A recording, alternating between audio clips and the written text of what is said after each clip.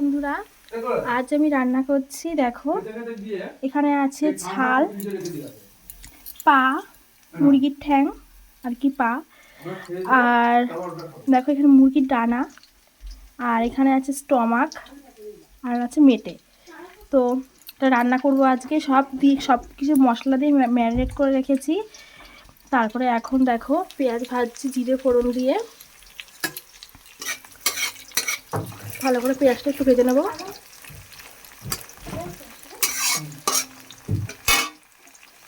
এখানে আলুটা ভেজে রেখেছি, খুব বেশি আলু দেবো না, অল্প আলু দিচ্ছি।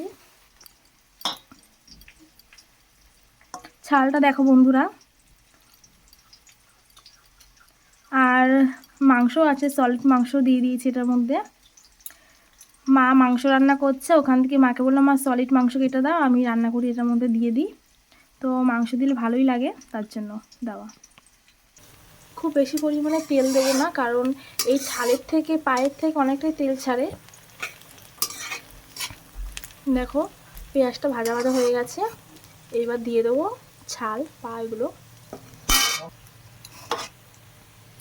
সব একসঙ্গে ম্যারিনেট করে রেখেছিলাম, তার জন্য এটার মশলা কষাইনি, একবারে দিয়ে দেবো।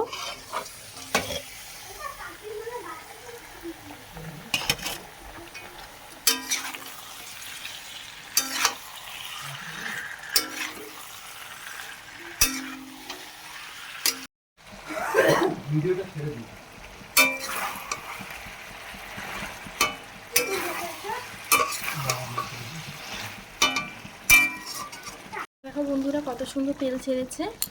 আমি অল্প অল্প করে জল দিয়ে কষাবো।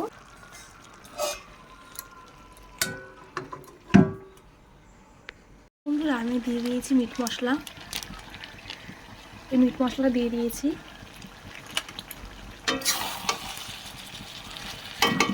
পুরোটা দিইনি, হাফের মতো একটু দিয়ে দিয়েছি মিট মশলা।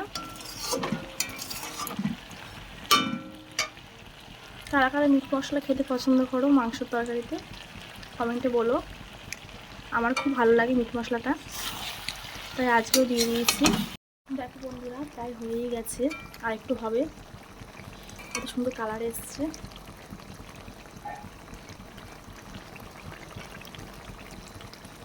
নামিয়ে নিয়েছি গরম মশলা দিয়ে। দেখো কত সুন্দর হয়েছে কালারটা। তোমাদের কেমন লাগলো কমেন্টে জানিও। ভালো লাগলে লাইক কমেন্ট শেয়ার এবং সাবস্ক্রাইব করে দিও চ্যানেলটাকে।